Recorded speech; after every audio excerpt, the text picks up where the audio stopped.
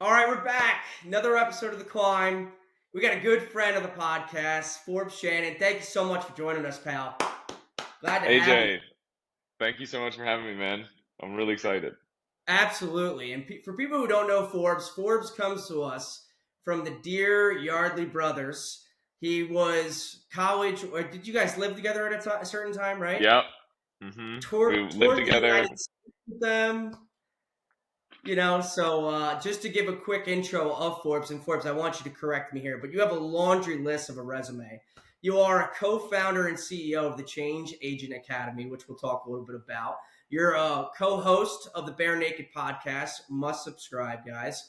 You got a lot of stuff on social media. You're a best-selling author. You're a stand-up comedian, entrepreneur, and hell, you're also a mental health mountaineer, someone that lives with bipolar like myself. Man, did I do it justice? I feel like I need a You double nailed it. crown.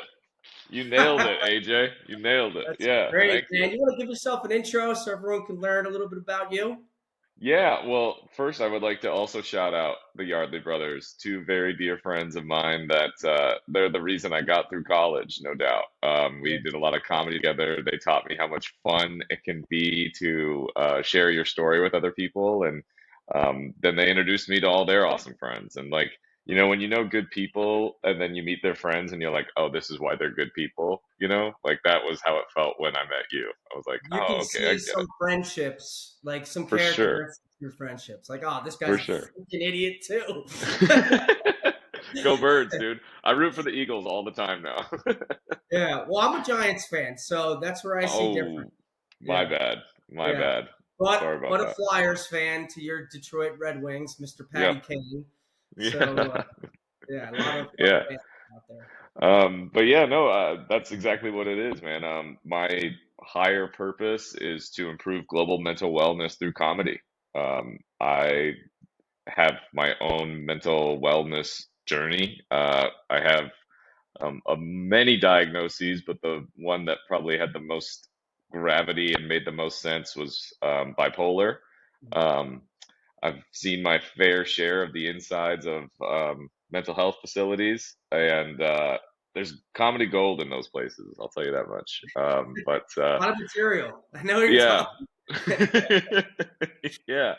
Um, but yeah, no, the reason I'm really excited to be on this podcast, AJ, is because, what you talk about with the climb, it's a lot what we talk about at the Change Agents Academy. And what I talk about in my comedy and keynote is, we all have the ability to change. And it's just understanding a framework of how to do it, and I think your climb is an excellent architected framework of how you view change, how do you get over the climb. And, um, recently I've just like as I've been working on getting it down more succinct, because I was just in this competition called the Great American Speak Off, which is like the American Idol of public speaking, and they Without gave us Simon Cowell, though, right? without Simon Cowell. No, without Simon Cowell. The judges were much nicer. But you had the first round, you only had 1 minute, and then the second round, which I made it to, you only had 2 minutes. And then out of 1,000 auditions, they gave 12 people into the semifinals. So in February, I'll be heading down to Miami to go compete in that and share my story there. But That's um, fantastic. as I was distilling that, I realized kind of like how I view it, and something that we talk about in the Change Agents Academy is all of the pain and suffering in our lives exists in this gap between our authentic self Mhm. and who we show up as. So that gap between our authentic self and who we show up as, that's where all of our pain and suffering is. That's where anxiety is. That's where depression is. Anytime we think, say, or act outside of our authentic self, outside of our values, that's where we have regret or shame or any of the low spiral dynamic emotions. Because, you know, when you are truly yourself, that you don't have anything to feel bad about, right? Like, and when, so it's kind of a twofold thing. It's first knowing what your authentic self looks like. And then the second part is, well, how do I close that gap? How Mhm. every day can I show up as close to my authentic self or as my authentic self as I can be?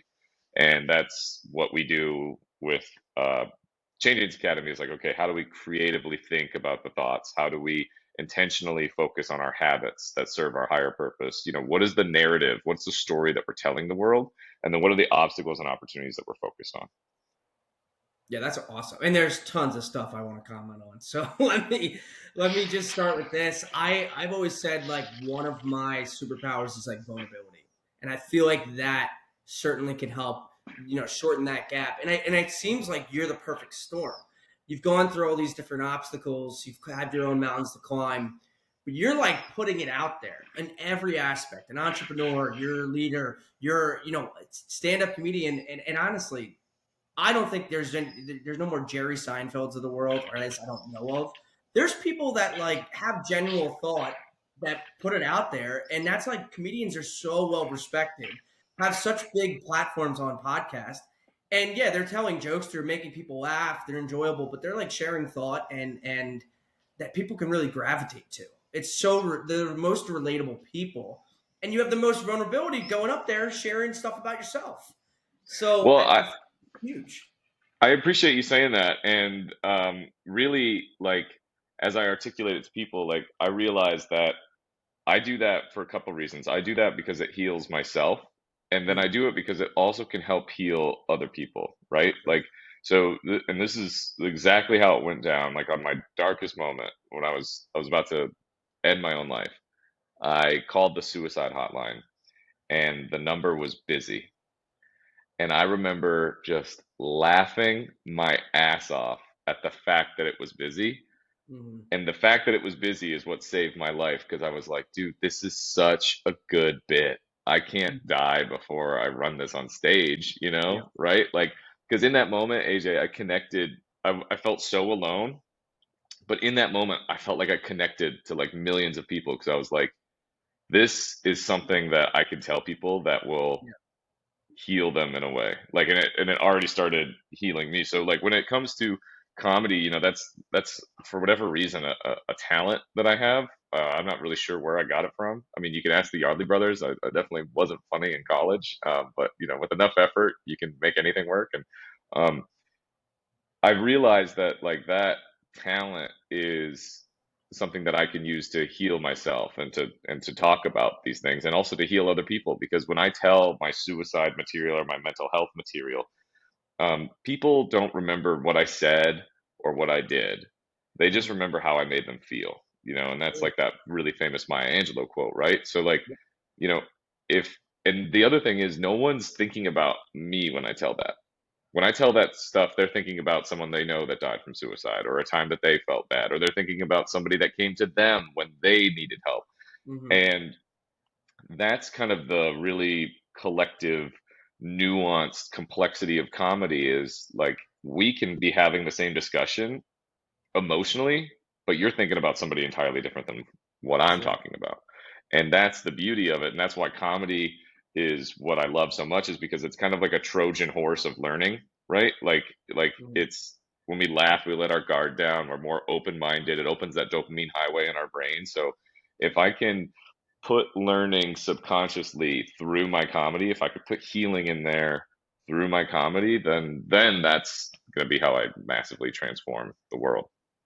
Yeah, listen, and you're already doing it. Like, imagine, how many people you have already performed for. And, honestly, I have to be honest, I remember you guys touring and going to Newtown, and it was just absolutely hysterical.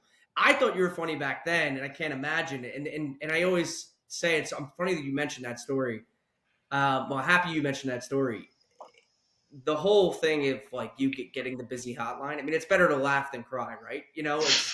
It's the little nuances in life that, like, you know what, like it could be a lot worse, and things could be a lot more challenging, and you're gonna share that story, and maybe someone maybe not relate to you in that situation, but it's like, man, we've all been there before, fucking crying out for help, and someone slapping down, whether it's God, a creator, or someone else, like, shut up, you're good. Like, Yeah.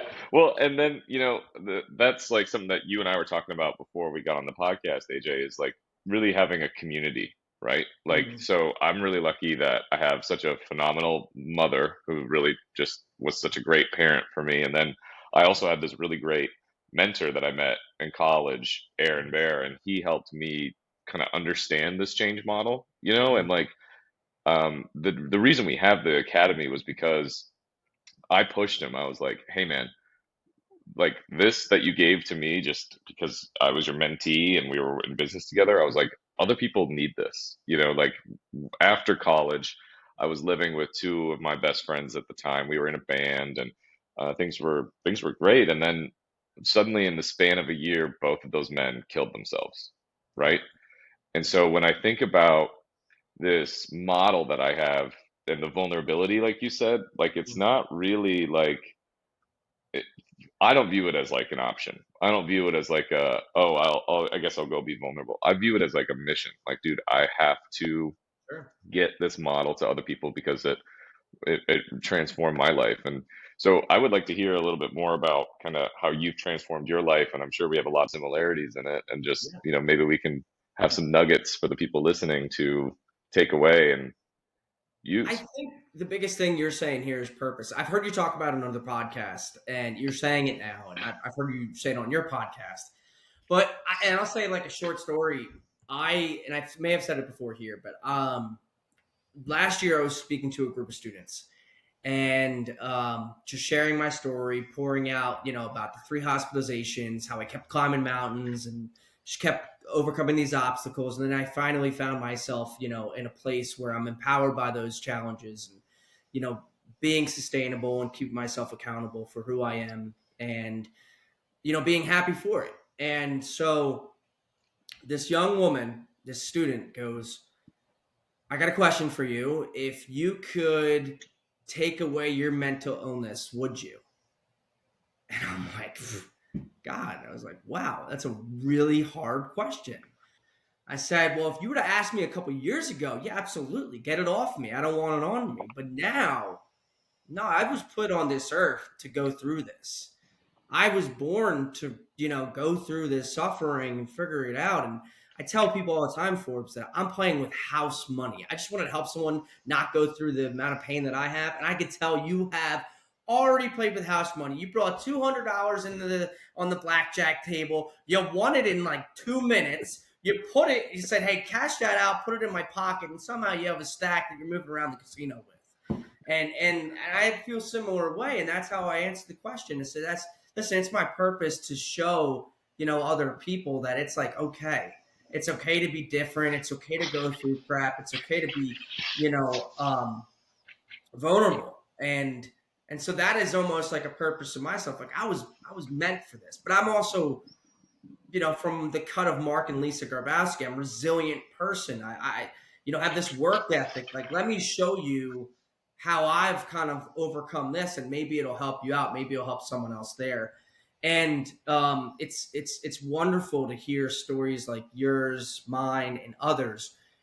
But it's also like your friends. There's other stories out there that aren't as good. And Well, yeah. And so to answer that question for myself, no, I wouldn't take away any of my experiences because, this is something that I use to remind myself, but I also use it to remind other people is this moment right here, wherever you are watching this, or if you're listening to this, or, if you're going for a walk or you're just sitting down or you're doing the dishes, whatever, this moment right here, this is the most important moment of your life.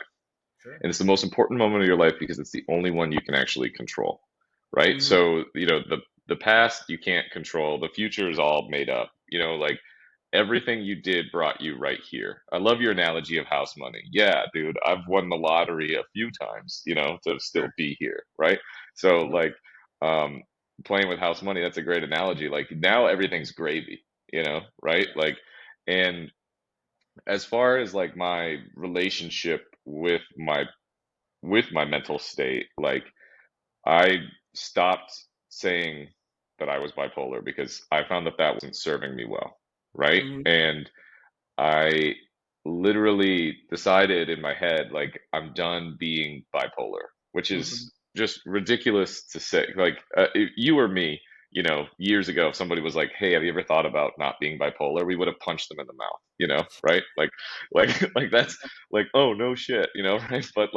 But there is some truth to that in the sense of like, I stopped making it such an important part of my identity, right? Hmm. Like and we have this saying in exponential theory and in the Change Agents Academy is that, what we resist persists, right? So, Hmm. like, what you were talking about, like, and I've heard you say this before, if you're focusing on fighting bipolar, all you get is more bipolar. But when you're focused on being the healthiest version of you, like you just had a clip on social media, like, okay, if I make health my top priority, Hmm. well, then you're focused on that, and you know what you get? You get more health, right? But Yep. at the same time, like that is what fixes bipolar, living a Hmm. healthier lifestyle, right? Do it. And some people use medication. I was on medication for a long time, and I asked a doctor for help. I said, "Hey, I personally don't want to take this anymore, but I'm not sure how I'll be able to live my life without it." Hmm. And so he made a deal with me, this doctor. He gave me all of the things I needed to change in my life, right? Which, like your post that you just put out, it was mainly sleep, diet, and exercise, and drinking enough water. Like it's crazy, but like it's really that simple. Yep. and Jot it and down, everyone. and, and so that, and not using drugs, not smoking weed, and then toning back the alcohol. He's like, if you do these things and we slowly bring you off the medication, in theory, if in theory you shouldn't notice a difference, right? Like Mhm. in theory, if you get all of your health in order and we take away this medication, and then in theory you shouldn't notice it, right? Sure. So he made me do this deal where I could slowly come off this medication, because like on medication, especially for as long as we've been on it, and probably the doses that we were on, it took a significantly long time to slowly come off that medication, right? Mhm. And so he made me promise him that I didn't tell anybody else I was coming off the medication. I love it. And I remember thinking that was super weird. I was like, why wouldn't I tell the people that love and care about me that I'm coming off my medication? He's like, well, Forbes, they're going to be the litmus test. He's like, Mhm. because if the people that love and care about you one day go, hey man, have you been taking your meds? It means that you're acting crazy, Yep. because then they could tell that something is off, right? And Mhm. so I was like, okay, that's actually genius. And so then it wasn't until like a year and a half after I was off medication that somebody asked me, hey, like they're like, hey, you never talk about your psychiatrist anymore. Like what's up with that? And I was like, oh, actually, I don't take my medicine anymore. And the funny thing, AJ, is they were mad. Like they were mad at me for not Mm. taking it, because they had known me when I was going through really bad manic or depressive cycles, right? They were mad because they were like, they thought I betrayed them. And I had to remind them, I was like, hey, but like check it out, like you didn't know. Mhm. You thought I was still taking it. So Yep. are you mad because you have all this trauma of all the crap I've done in the past? Or like, shouldn't we just be happy that it's working, Yeah.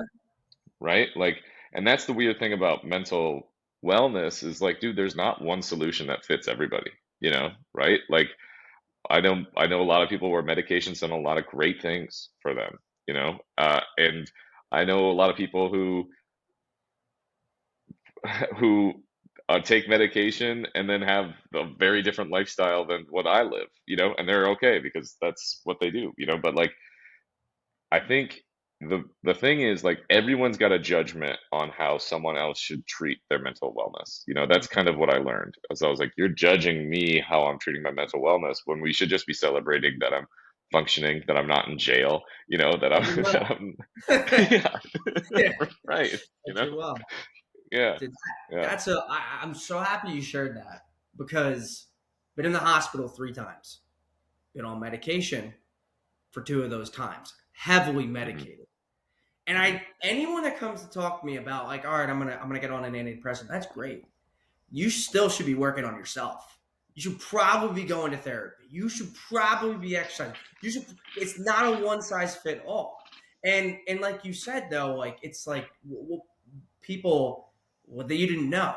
It's they don't. No one knows, and no one's willing to get into the weeds with you. And at the end of the day, you have to be the one looking yourself in the mirror. Like, am I taking care of myself? Am I doing what's best for me? Because at the end of the day, I mean, dude, I've talked about this, told you this, you've heard this, other people have heard it. I like made a plan of action with myself. I'm like, I will not let myself get 302 yet again. I can't let it happen. I got a little furry guy, Rover, over here. Who's gonna walk him? Who's gonna, be there for my wife? My wife can only be there for my family so many times. My family's been through it. This would be the fourth time if I went in again. And it took everything. It's not just medication. It's not a one size fit all. And everyone is so different. I mean, thank God we don't have medication out there that works for everyone. That would be, that would be kind of bad. Well, what you said about you still have to work on yourself. Like the analogy that Aaron and I use on our podcast is it's like heartburn, right? Hmm. Like, okay, you can take an antacid and heartburn goes away, but that doesn't mean that you should take an antacid just so you can go eat a chili dog. You know what I mean, right? And that was another medication where I was on like a double dose of Nexium every day because I had my gallbladder removed, so I had terrible acid reflux. And Aaron challenged me. He's like, you wouldn't have to take Nexium if you ate differently. And here's the funny thing about that we should talk more about is I was so attached to that identity of heartburn that it was like we call it shit in our wagon as we go through life. We get shit and Hmm. it goes in our wagon. And sometimes we become so attached to that shit that I was like, no, no, no, that's who I am. You Your know, identity, like yeah.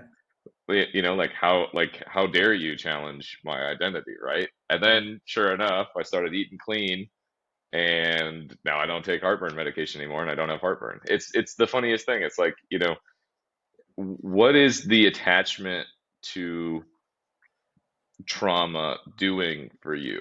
Like Mhm. I think, and maybe you can weigh in on this. I think we were bipolar when being bipolar was like cool. It was like the in thing to do. Yeah. I had other people that were like, "Oh yeah, I sometimes get manic." I was like, "Do you get locked up?"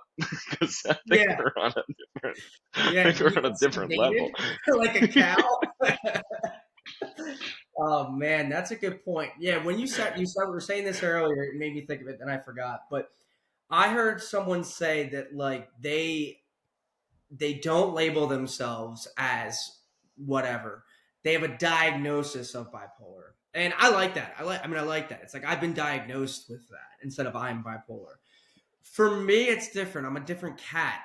Yeah, I'm bipolar, but I'm empowered by it. Like, look at me. Look at all of this success, right? If you're driven by success or whatever that is achievements, like I've done this when I've been disadvantaged. I'm empowered by it. Like, I'm not like worried like if I'm labeled by this or that, but it's the same thing. You're saying the same thing in your head that you're not going to let the label get to you, and you're not defined. It's not, it almost, I describe it as it defines me.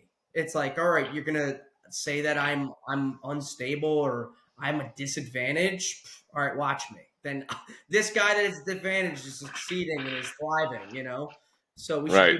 do the label disadvantaged guy. Well, and then what you said is like, you just look yourself in the mirror and you're just AJ, right? Like Mhm. everyone has their own different set of circumstances. And I think what's interesting, and I see it a lot with the future generation, is like for some reason trauma's like uh cool. Like people are like seeking it out, like I hear people say these things like, "Oh, I'm pretty sure I'm this." And it's like, "Oh, did someone diagnosed you with that? That's crazy." And they're like, "No, no, no, I just read it on the internet, so I am this." And it's like, "Okay, but why is a trauma a part of your identity?" Right? Like there's a difference I find between people that have overcome stuff and people who want a reason to say this is why I'm here.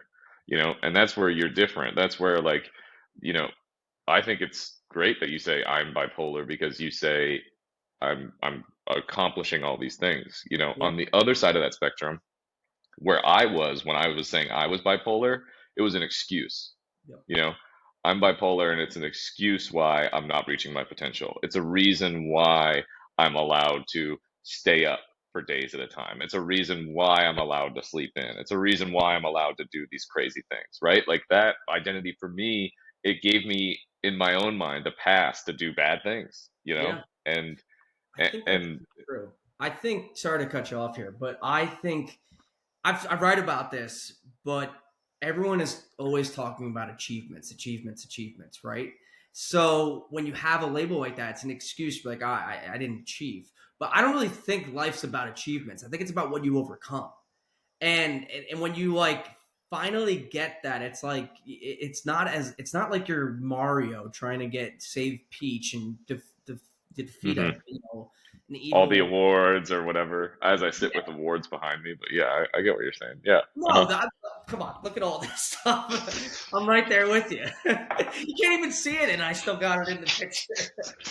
But no, I think that's it. I think a lot of people are so driven by like the achievement, and they're looking for an excuse of why they didn't get the achievement. When it's like you're looking in the wrong area, it doesn't matter how. Yeah, Like, for are sure. you empowered? Are you, are you feeling, some type of passion? It's all different, and I think a lot of things that we say overlap in the best kind of way. So So, what I would like to ask you, as a person who's gone through similar circumstances as I have, can you explain to your listeners like that moment? And I'm gonna describe that moment in a second. But can you explain to them the moment where you were finally happy for the first time? Because in my battle with bipolar, I was like happy in moments. I was happy mm, in situational. But then there was one day where I just woke up and I was like, dude, I'm happy to be Forbes. And I had never been happy to be Forbes before. So like, can you describe that moment that you had and like what it felt like? sure, yeah, it was when I was 25. I in the year of 24 to 25, and it was right before I met my wife Christina. My entire life I did not like the person I saw in the mirror. I hated the way I sound, even though I sound nasally now. I hated my normal voice. I hated everything I looked about. I jumped into solving my insecurities with like just trying to go through whether it was alcohol or food or just putting my passion and love so much into other people and other things, just not myself. So I got dumped and I was like, whew, like that hurt. That was all I cared about. Like I was also like going through a depressive state after being manic. So I was like not good at all. And I'm like, I hate the person who I see in the mirror. I gotta love this person. And so I like really found myself. I found that like I appreciated myself. I started to form these habits, right? That are like I'm taking care of myself and not just like liking the exterior part of me, but like looking in the mirror and being like, it's me. I'm here. I'm finally here. And so that happened when I was like 24, 25, to the point, and I write about this all, like I don't think you can love someone without loving yourself first, truly. And I was finally like loving myself very much so as a 24-year-old, 25-year-old. I moved to Philadelphia. 3 months later, I meet Christina, my wife, and completely, didn't need to chase anyone else. I knew that I could love myself just as much as I would love her. And the rest is I I love that story because like just what you said, man, like everything appears in time. yeah. Like when you're ready to handle something, you're given it, right? Whether Mhm. you believe in God or the universe or whatever, like the path unfolds before you, Yeah. right? And like I've, I'm in a really awesome relationship. We're moving in together in a couple of months, and um, the I every girl before I was like, this is the one, you know, right? I was like certain, and then that would go away, and then there'd be another one. I was like, okay, no, this is the one. Mhm. And it wasn't until, like you said, like the ability to love yourself and the ability to just be open that good things Mhm. happen, that they happen. Like Yeah. I remember I lived much of my life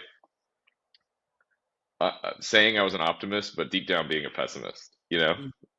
Like there's only so many times that joke of course this always happens to me is funny. Mhm. You know, right? Yeah. Because it was always about the bad things. It was about the robbery, the time Alex, Jake, and I all got robbed and everyone stole our cars. Or like the last year, 2 nights in a row, I got mugged.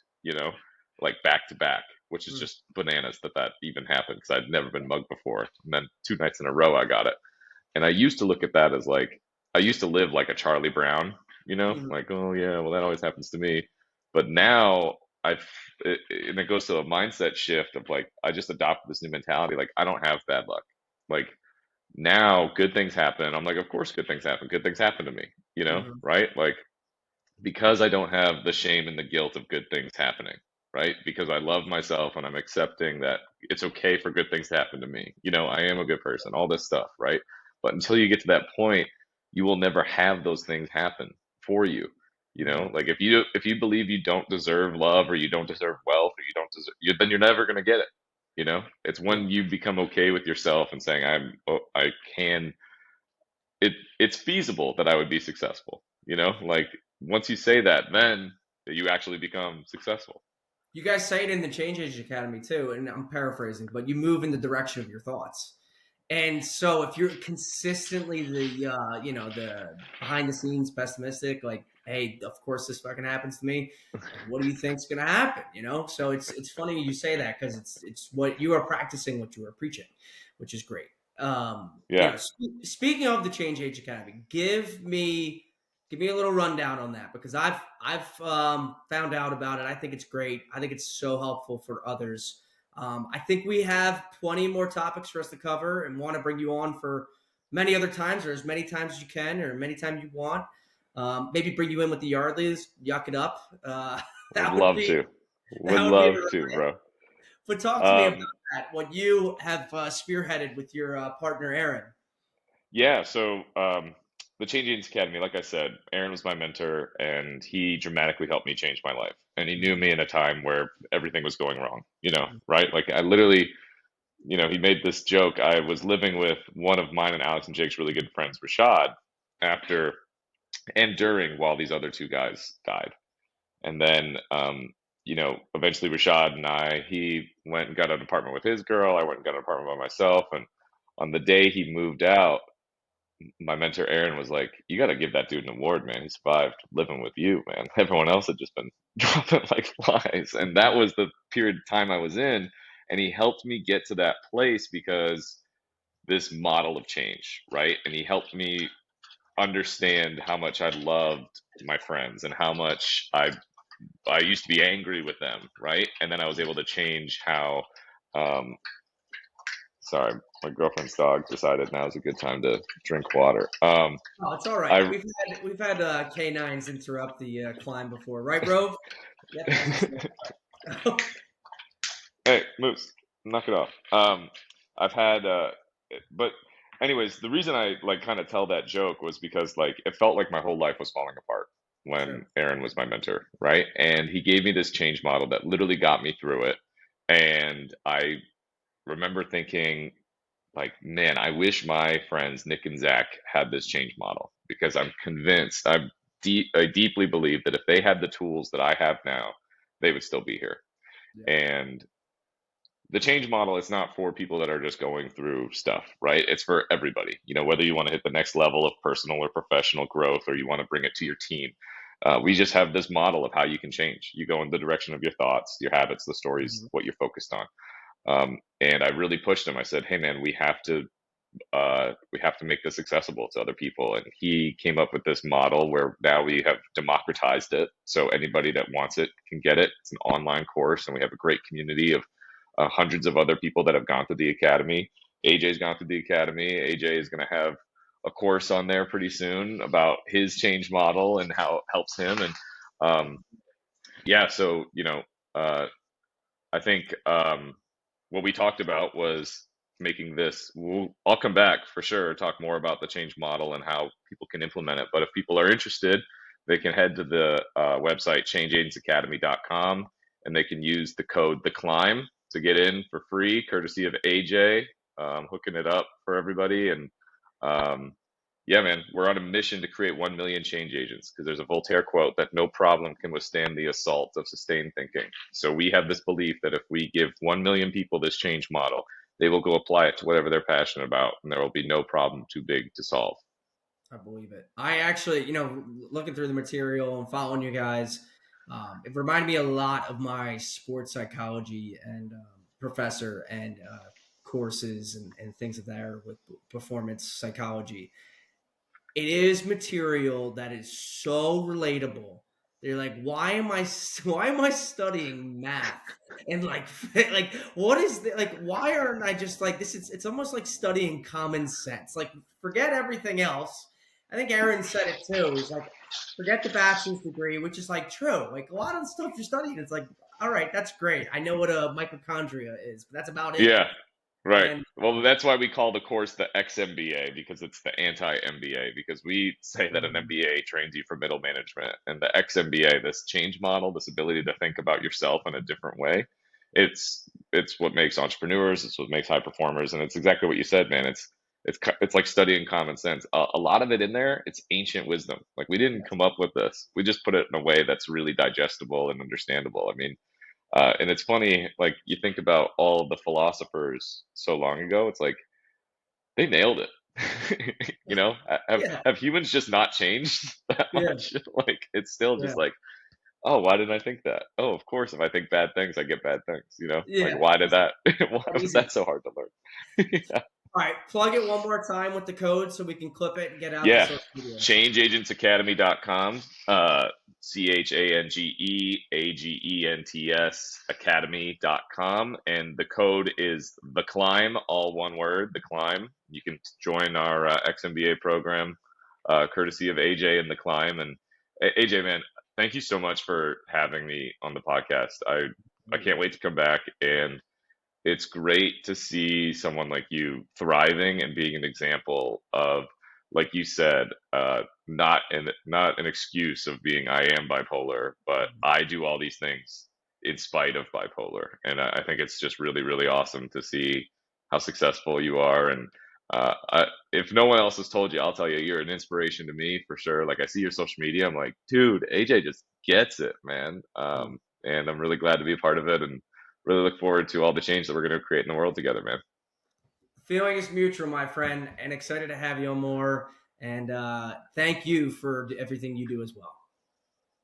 All right, My brother. pleasure. Until next time, thanks everyone for joining. See you guys.